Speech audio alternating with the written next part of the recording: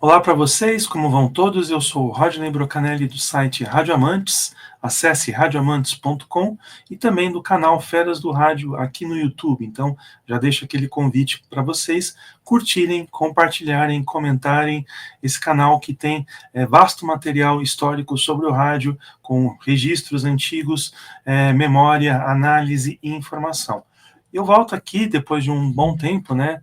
Depois eu explico para vocês essa ausência, mas hoje a prioridade é a notícia, e é uma notícia que não é muito agradável, uma notícia triste, então eu já vou deixar então as informações do jornal A Tribuna do Rio de Janeiro.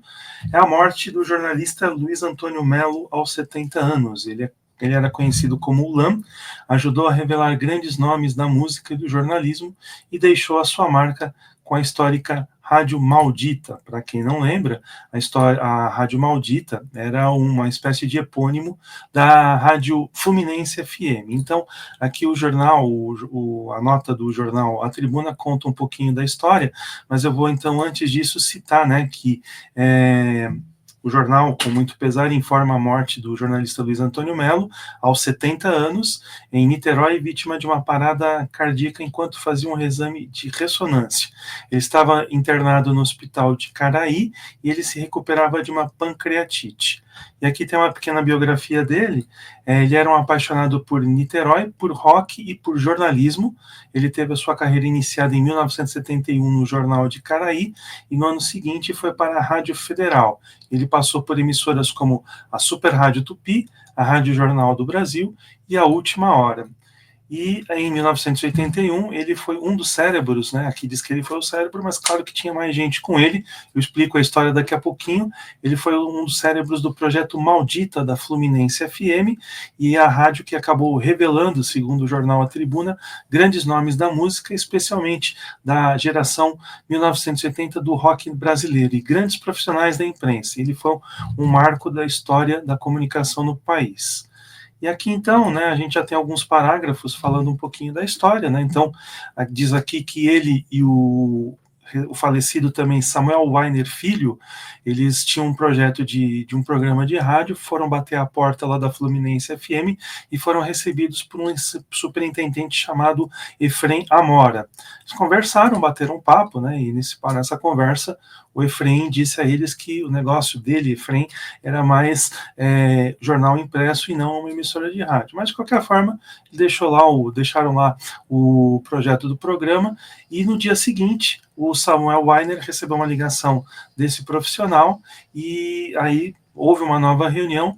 Então, chegando lá, eles foram novamente lá e aí o Efrem perguntou, se de repente, além de um programa, apenas um programa, eles queriam tomar conta de uma programação inteira de uma emissora de rádio, que talvez, acho que naquela época, acho que era o sonho de muita gente. Então, o Samuel depois acabou não ficando. Para quem não lembra do Samuel Weiner Filho, ele é filho do Samuel Weiner, fundador da Última Hora.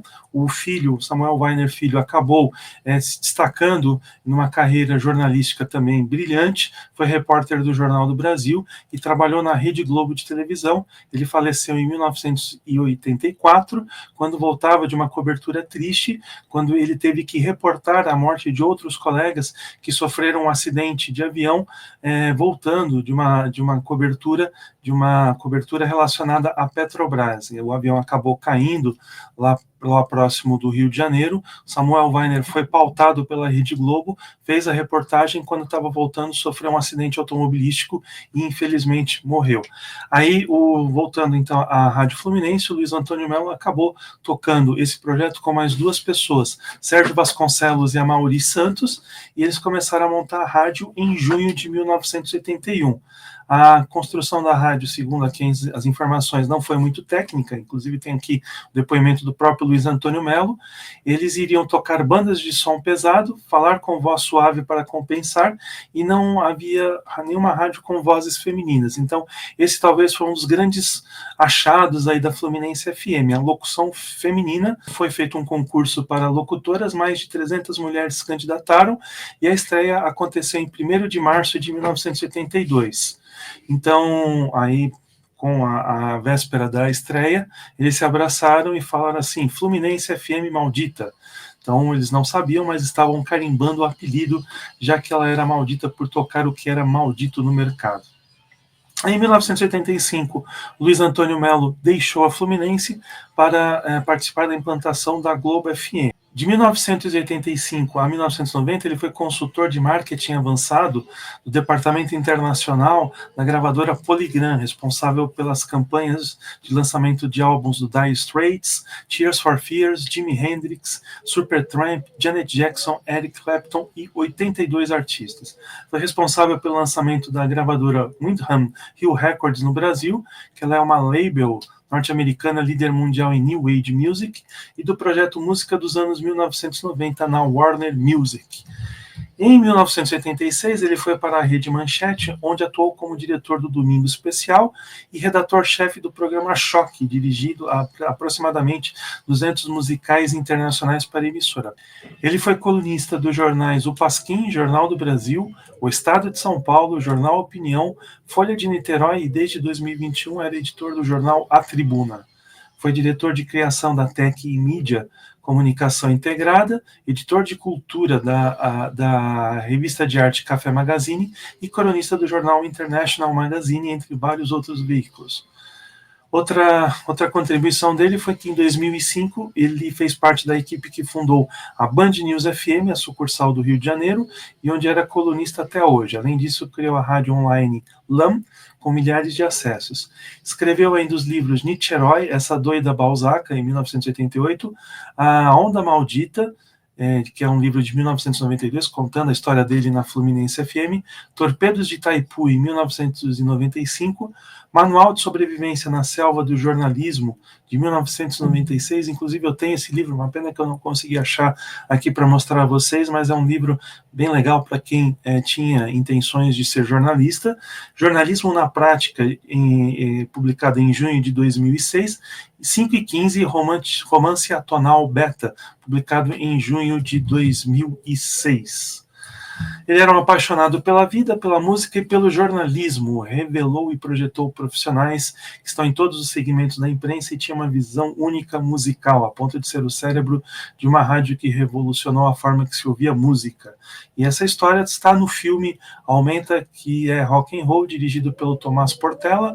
O filme retrata o surgimento da primeira rádio de rock brasileira, que foi um marco na década de 1980. O longa acompanha a trajetória de Luiz Antônio, interpretado pelo Johnny Massaro, e seus colegas que criaram a rádio em Niterói e revolucionaram a programação musical no país. E a história desse gênio está eternizada.